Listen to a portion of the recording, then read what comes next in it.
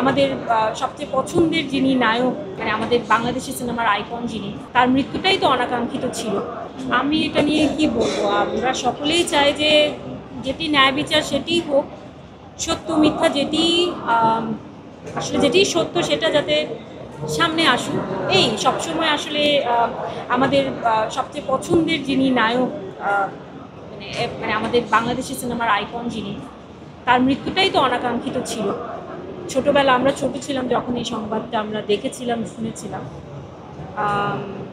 চাই যে যেটা সত্য সেটা সামনে আসুক। কোন সিনেমাটা দেখেছিলেন? সব সিনেমা এখনো টিভিতে যখন ওনার জন্মদিনে এবং ওনার মৃত্যুবার্ষিকীতে যখনই চ্যানেলগুলোতে দেখে ফেলি কোনো কিছু, সেটা তবে প্রথম সিনেমাটা অবশ্যই কিয়ামত থেকে কিয়ামত, সেটার গানগুলো, সেগুলো চিত্রায়ন, সেটা অবশ্যই। অনেক দর্শকরা কমেন্ট করছে যে শাকিব ভাইয়ের সাথে সিনেমায় দেখেছি, দ্বিতীয়বার আবার কবে দেখতে পারবে আপনাকে? দর্শকরা কমেন্ট করছে, আমি জানি না সেই বিষয়টা আপনার কাছে জানলে কি বলবেন? যে ডিরেক্টর প্রডিউসার যবে চাইবে তবে দেখতে পাবো। ব্যস্ততা তো টুকটাক কিছু কাজ চলছে, ফিল্ম নিয়ে ব্যস্ততা থাকলে আরো বেশি ভালো লাগতো, কিন্তু টুকটাক কিছু কাজ চলছে আর আমার সংসার তো আছে।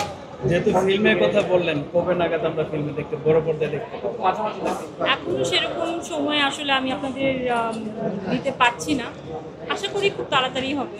আরেকটা বিষয় জানতে চাবো, আমরা প্রায় সময় দেখি ইদানিং যে ছোট পর্দা থেকে বড় পর্দায় যাওয়ার যে একটা ট্রেন্ড শুরু হয়েছে, যে তানজিন তিশা থেকে শুরু করে সাবিলা নূর সবাই বড় পর্দায় কাজ করছে, সে জায়গা থেকে আপনার এরকম কোনো পরিকল্পনা বা কোনো ইচ্ছা আছে কিনা?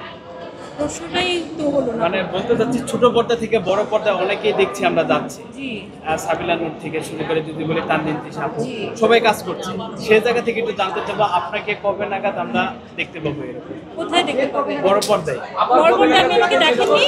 আবার কবে দেখতে পাবো সেটা বলছি। আচ্ছা, তো এখানে ছোট পর্দা বড় পর্দার মানে ইয়েটা আমি বুঝি নাই আসলে, আপনি কি বোঝাতে চেয়েছেন?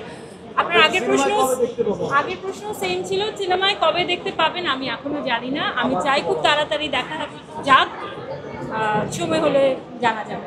আপু, আসলে রান্নার জায়গাটা একটু আপনার থেকে জানতে চাইবো। কয়েকদিন আগে একটা ভিডিও শেয়ার করেছিলেন, নাবিলার রান্না কেমন করতেন?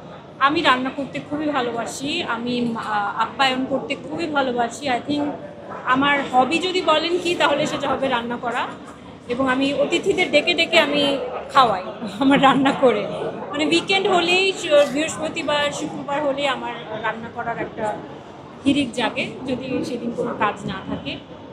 ভালো লাগে, মন খারাপ হলে রান্না করলে মনটা ভালো লাগে। সময়ের সাথে সাথে বেশ কিছু ঘটনা আমরা দেখতে পাই, সে জায়গা থেকে কয়েকদিন আগে একটা মর্মান্তিক ঘটনা হলো, রেলের মেট্রোর যে ঘটনাটা ছিল। আসলে এই ঘটনাগুলো থেকে রক্ষার জন্য মানে আপনার কোনো ব্যক্তিগত জায়গা থেকে সংশ্লিষ্ট কর্তৃপক্ষের কাছে কোনো মেসেজ আছে কিনা?